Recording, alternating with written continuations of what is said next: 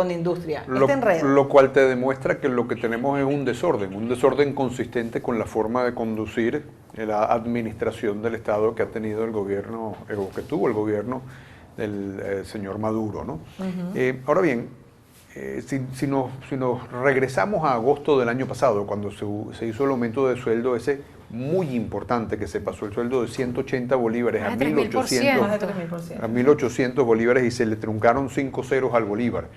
En ese momento las posibilidades que tenían las empresas de pagar, y no digo las empresas industriales, digo principalmente las empresas comerciales que tienden a ser más pequeñas, que tenían de poder pagar ese sueldo, eran muy, muy bajas. Tan es así que el mismo señor Maduro, en ese momento entonces presidente, dijo que iba a apoyar a las empresas con los pagos de nómina, cosa que suscitó un debate importante en cuanto a si las empresas lo debían aceptar o no. ¿Y eso finalmente ocurrió? Bueno, yo creo que ocurrió a través del sistema de nóminas del Seguro Social, entonces lo empujaron de todas maneras y algunos trabajadores lo recibieron, aun cuando ellos no hubiesen firmado nada aceptándolo y aun cuando las empresas tampoco lo hubieran firmado nada aceptándolo. Más bien hubo un proceso de rechazo, de formalidad en el rechazo, pero se recibió, con lo cual la emisión de dinero inorgánico que hizo el gobierno como para poder tener todos los fondos en bolívares necesarios, para pagar las nóminas del Estado, para pagar a los pensionados, pero también pagar nóminas del sector privado, algunas nóminas del sector privado,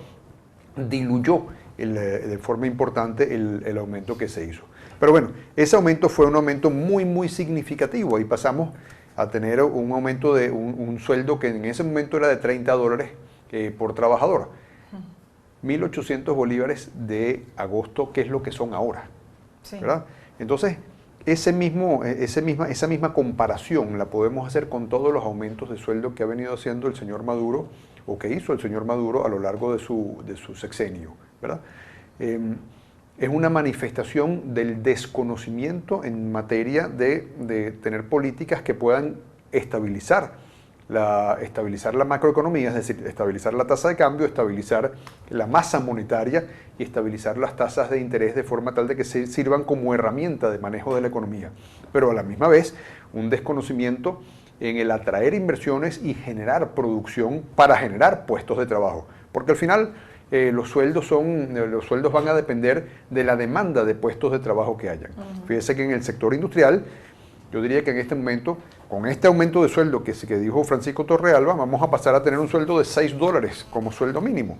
Pero en el sector privado, en las industrias están pagando sueldos que están más bien por el orden de los $30 o $40 como sueldo mínimo. Por encima de esos 40.000. Por cierto, tenemos ahí el tuit de Francisco Torrealba, el del lunes, cuando dijo que efectivamente, miren, dice: feliz lunes, por las dudas que sobre el tema del ajuste del salario mínimo nacional y otros beneficios acordados por el compatriota bolivariano Nicolás Maduro, procedo a publicar las fotos de la Gaceta Oficial, producir y construir para vencer. Y entonces publica esto, pero lo publica un constituyente, ¿no? Sí, es que, bueno, y la verdad hay que decir que los últimos incrementos de salario pues no han estado en Gaceta.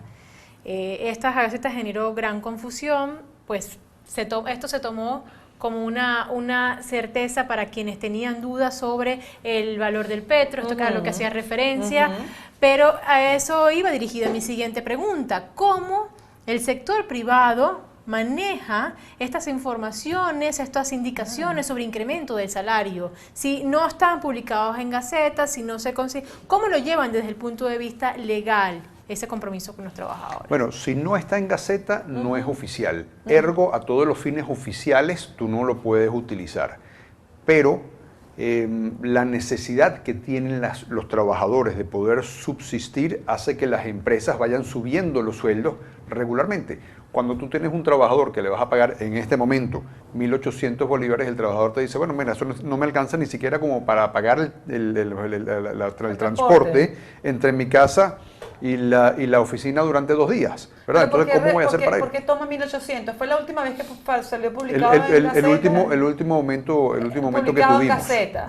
Efectivamente, ¿no? Entonces, si las empresas se limitaran a tener ese monto como sueldo, pues no tendrían trabajadores, ¿verdad? Entonces las empresas vienen haciendo unos ajustes consistentes con las posibilidades que tienen los trabajadores de poder no solamente pagar su transporte y pagar su alimento, sino de poder tener algo de plata con lo cual poder vivir, ¿no?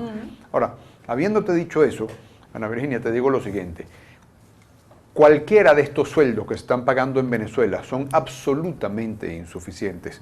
$6, por supuesto, al mes es un sueldo de hambre, ¿verdad? Con eso no se puede hacer absolutamente nada. Pero $40 o $50 también es un sueldo de hambre, ¿verdad? Entonces, en la medida en que Venezuela no se recupere como para poder tener unos sueldos del orden de, sueldos mínimos, quiero decir, del orden de $300 o $400 mensuales, los cuales Venezuela tuvo, que estaban un poco por encima de la media de la región, en esa misma medida, pues los trabajadores venezolanos no van a poder tener la posibilidad de tener una vida que se parezca a ir recuperando condiciones de prosperidad. En Conindustria tenemos una propuesta de políticas industriales que se llama La Ruta hacia una Venezuela industrializada y que ha venido a formar parte del Plan País, ¿no? Plan País que se ha venido estructurando de una manera muy seria a los fines de poder recuperar de una manera estructurada la economía. Y en la ruta, una de las metas de la ruta es que la media de los trabajadores, es decir, el promedio de salarios de nóminas que paga una empresa dividido entre el número de trabajadores que tiene, se acerque a los $11.400 anuales, que no es otra cosa que la media regional. ¿Ok? Así que estamos en unas condiciones muy distantes de eso. Ahora, para que eso se dé, tiene que haber, por supuesto, muchas más transacciones, tiene que haber muchas más ventas, las empresas tienen que pasar de producir 8% sobre su capacidad instalada a producir 80% sobre su capacidad instalada. Tiene que haber una capacidad de poder reponer inventarios, tiene que haber una capacidad de poder tener actualización tecnológica. Es decir, tenemos que tener una economía que vaya funcionando, que sea funcional, que sea estructurada y que vaya produciendo en consecuencia una cantidad importante de bienes. Y eso va a traer entonces una recuperación importante de los ingresos de los trabajadores sin la necesidad de que tengamos una referencia en sueldo mínimo como una cosa básica de subsistencia. Bien. Le agradecemos, estos minutos que ha compartido con nosotros el día de hoy, presidente de Conindustria, Juan Pablo Olaiquega, quien nos ha dado algunos detalles, referencias de la situación del sector privado en este momento económico del país. Se nos corresponde hacer una pausa, ya volvemos.